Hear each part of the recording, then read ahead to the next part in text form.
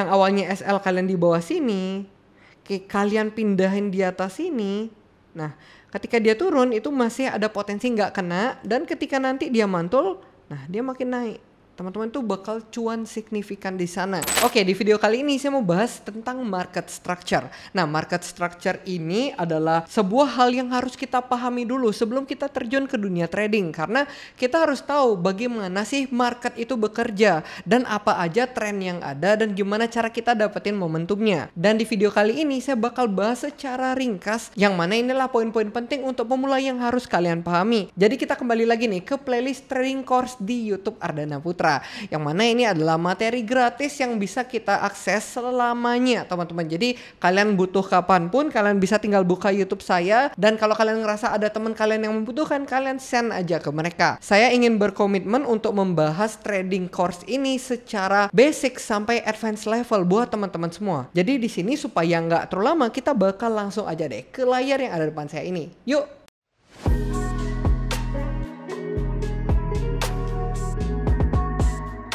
Nah, market structure ini adalah pola pergerakan harga yang membentuk tren tertentu. Nah, tren ini secara garis besar itu ada 3. Nanti saya bakal jelasin. Nah, di sini teman-teman pasti pernah dengar kata-kata yaitu trend is your friend. Nah, ini bener banget ya buat kita sebagai trader. Karena kalau kita nggak tahu arah trennya kemana, kita nggak bakal bisa dapetin profit di market. Nah, itulah pentingnya kita pelajari hari ini, teman-teman. Jadi di sini ada 2 gambar. Ini bakal saya jelasin ke teman-teman itu maksudnya gimana. Nah, kalau kita nggak paham market structure, kita bakal bingung ini arah market kemana. Kita memang tahu arah market ke atas, tapi kalau kita nggak benar lihat dari segi time frame-nya dan arah market secara keseluruhan, kita bakal mengalami kerugian, teman-teman. Kenapa? Karena kalau kita lihat harga dari sebuah aset itu nggak cuma naik terus. Jadi ketika dia naik, itu pasti akan ada pergerakan zigzag di sana. Contoh ini. Nah, di sini kita udah bisa lihat ya chart gold yang di atas ini, teman-teman udah tahu bahwa ini pergerakannya memang naik. Tapi dalam tren kecilnya itu selalu ada pergerakan penurunan. Contoh di sini, dia naik, dia turun, dia naik, dia turun. Nah, seperti ada di gambar di bawah ini. Nah, kalian udah bisa lihat naik, turun, naik, turun, naik, turun, naik, turun, naik, turun, naik. Nah, seperti itu. Ada kunci mudahnya untuk teman-teman memahami sebuah tren yang mana ini kita bisa katakan ini uptrend ya. Ada kunci utama yang bisa kita pahami yang nanti akan saya bahas lebih lanjut. Dan juga di sini ini untuk tren penurunan, teman-teman. Kita lihat ketika penurunan itu harga nggak langsung turun gitu aja. Ada proses di sana. Kita bisa bilang itu seperti zigzag. Jadi di sini ketika dia turun, dia naik, dia turun, dia naik, dia turun, dia naik, dia turun, dia naik. Ada proses seperti itu, teman-teman. Dan di sini kita bakal coba next lagi. Nah, kita bakal bahas ya. Di sini teman-teman juga harus tahu kita nggak boleh never fight the trend, atau artinya kita nggak boleh melawan dari tren. Yang mana tren seharusnya turun kita nge-buy terus, yang mana trennya naik kita nge-sell terus. Nah, karena kalau kita di market derivatif, teman-teman yang trading futures crypto atau teman-teman yang trading forex, itu kita bisa open posisi, mau dia naik kita nge-buy, mau dia turun kita nge-short, itu bisa teman-teman. Jadi di sini kita harus benar-benar paham bahwa never fight the trend. Karena ini benar-benar membuat kita itu kehilangan opportunity yang sangat besar, teman-teman, kalau kita nggak paham tren ini. Nah, di sini secara prinsip dasar itu ada 3 yang perlu kita pahami, yaitu uptrend, downtrend, dan juga sideways. Sideways itu ya konsolidasi, dia nyamping aja ke kanan. Nah, 3 prinsip ini ada di dalam Dow Theory. Dow Theory ini ya penemunya dari Charles Dow. Dia adalah seorang co-founder dari Wall Street Journal dan juga seorang jurnalis, teman-teman. Nah, di sini sebenarnya pembahasan tentang Dow Theory itu sebenarnya ada banyak banget. Kalau kalian penasaran isinya apa aja, dan kalau kalian pengen ini dibahas lebih lanjut, kalian silahkan komen di bawah. Itu saya bahas lebih lanjut atau enggak nih, karena kalau rame yang request, saya bakal buatin lebih detail tentang Dow Theory ini.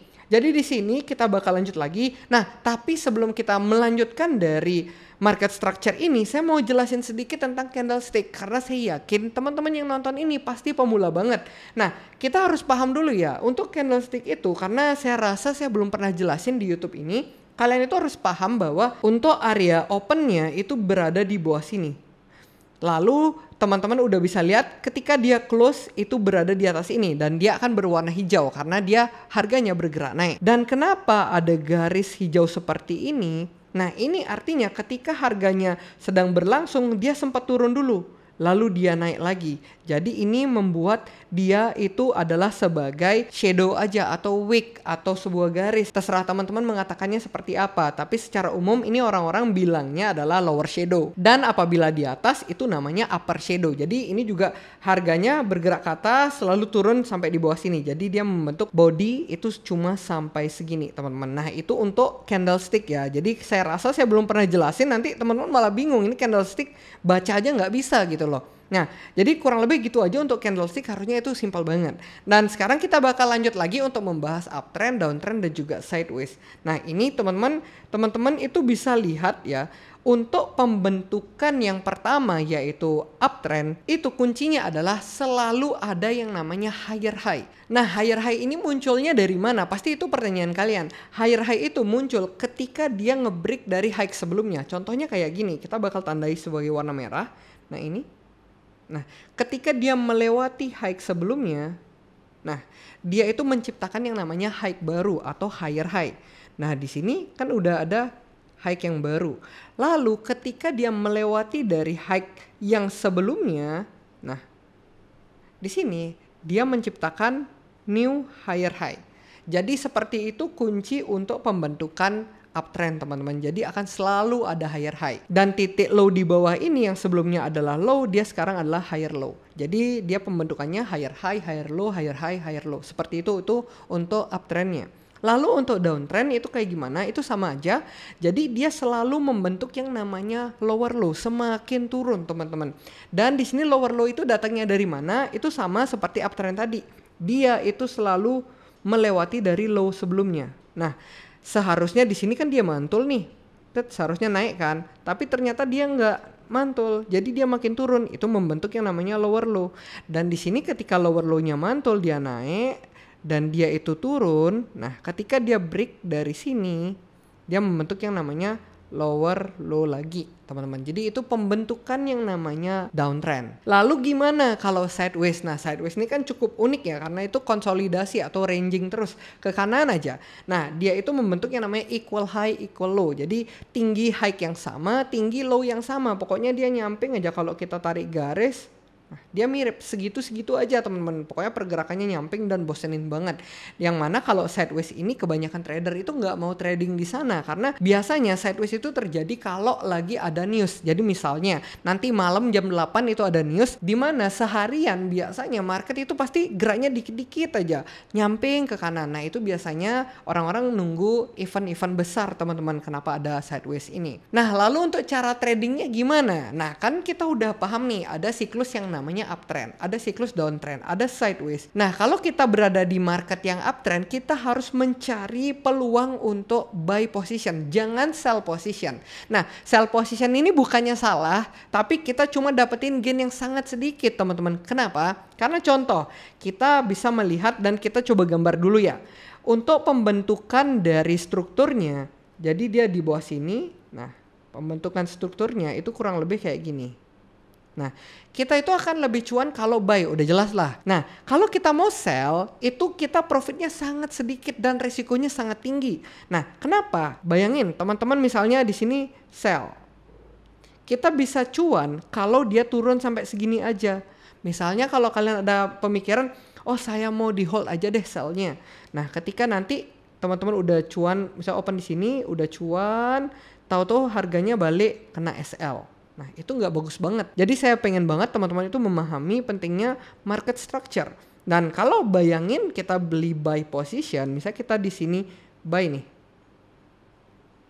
Kita buy di sini dan misalnya ketika dia udah naik, oh kita udah cuan, tapi saya masih mau hold deh. Nah, kalau kalian hold pun yang awalnya SL kalian di bawah sini, kalian pindahin di atas sini. Nah, ketika dia turun itu masih ada potensi nggak kena, dan ketika nanti dia mantul, nah dia makin naik. Teman-teman tuh bakal cuan signifikan di sana. Karena kita udah tahu marketnya itu sedang uptrend, ya kita bisa mencari peluang buy position. Nah, untuk ini saya rasa akan lebih mudah kalau kita jelasin dengan yang namanya materi trendline. Menurut kalian saya bahas nggak materi tentang trendline? Karena menurut saya untuk pemahaman struktur market yang mana kita tahu itu uptrend downtrend, itu paling enak tradingnya itu pakai trend line teman-teman. Jadi kita misalnya udah bisa tahu kita ada garis, nah mantul di sini kita buy-nya di sini. Kayak gitu. Itu kalau kita bisa pakai trend line. Saya rasa itu cukup penting materinya untuk dibahas. Kalau kalian pengen coba komen di bawah deh. Dan di sini untuk downtrend itu kayak gimana? Pergerakannya juga sama ya, dia selalu membentuk sebuah struktur, jadi dia membentuk yang namanya lower low. Nah kayak gini, jadi posisi yang kita cenderung cari itu adalah sell position. Jadi ini benar-benar nyambung banget ya sama yang saya katakan tadi, yaitu kalau kita pakai trend line ini akan sangat bagus, karena kita bisa menggambar sebuah garis. Nah pasti kita bisa mendapatkan peluang di sana teman-teman. Tapi di sini walaupun kita belum belajar tentang trend line, kita juga bisa mengetahui kalau opportunity cost yang kita dapetin kalau kita bisa sell dengan melihat trennya memang downtrend, itu akan sangat mendapatkan profit yang maksimal teman-teman dibandingkan kita ngebuy. Bukannya ngebuy itu salah ya, ngebuy itu juga bisa benar kok. Bayangin aja misal kalian dapetin buy di sini. Jadi ketika harganya naik signifikan, itu kalian udah bisa sell kok. Mungkin dapat 5%, 10% itu udah lumayan juga. Tapi kalian harus menyiapkan mentalnya. Itu nggak bisa berlaku untuk swing teman-teman. Karena kalau fight the trend ya kita harus scalping. Kalau kita mau follow the trend kita harus swing teman-teman. Karena ini kalau kalian lihat ini dari Februari sampai Maret dia downtrend. Bahkan ini dari Desember nih puncaknya, Desember sampai ke Maret. Jadi kalau kita swing itu lumayan banget teman-teman. Tapi kalau swing di spot untuk short mungkin kita butuh beli ETF sell-nya biasanya. Dan di sini untuk sideways biasanya saya cukup kurang rekomen lah kalau kita mau trading di sini karena kita itu peluangnya kurang bagus. Walaupun kita kalau bisa lihat di sini ada support, nah ini mantul kita bisa buy di sini. Tapi batas kita sell itu ya cuma sampai di atas sini karena ini adalah resistance sebelumnya. Saya rasa saya udah bahas ya untuk support resistance. Mungkin kalau kalian belum paham, kalian bisa nonton aja video sebelumnya. Nah, jadi kalau untuk ranging market atau sideways ini kayak kurang menarik gitu loh. Jadi kalau kalian ketemu sideways ini, lebih baik kita jangan trading dulu, kita tunggu aja. Karena biasanya sideways itu berarti akan ada event besar. Jadi kita mending tunggu aja ketika dia udah membentuk sebuah trend yang jelas, entah uptrend atau downtrend teman-teman. Dan di sini ya, ada satu hal penting yang saya mau bahas lagi, yaitu proses perubahan trend. Nah, jadi kan ada uptrend, ada downtrend. Gimana proses perubahannya? Nah tadi kita kan udah belajar kalau uptrend pembentukannya higher high, kalau downtrend itu pembentukannya lower low. Jadi itu kita bisa tahu dari sini teman-teman. Nah kita bakal pakai yang hijau untuk uptrend. Jadi di sini ini adalah high ini adalah low. Jadi ketika high itu di break, nah high itu di break namanya apa? Higher high.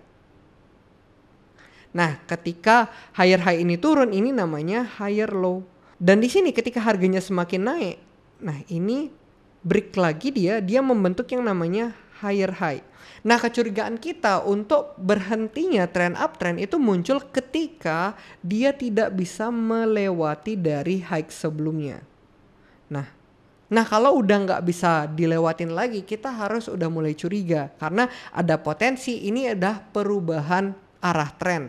Yang awalnya uptrend bisa jadi downtrend atau yang awalnya uptrend bisa jadi sideways teman-teman. Jadi di sini teman-teman udah bisa lihat ya, ini bener-bener nggak kuat dan pemantulan yang terjadi di sini itu menciptakan yang namanya lower low teman-teman. Jadi ini udah mulai proses dari higher low-nya itu di breakdown.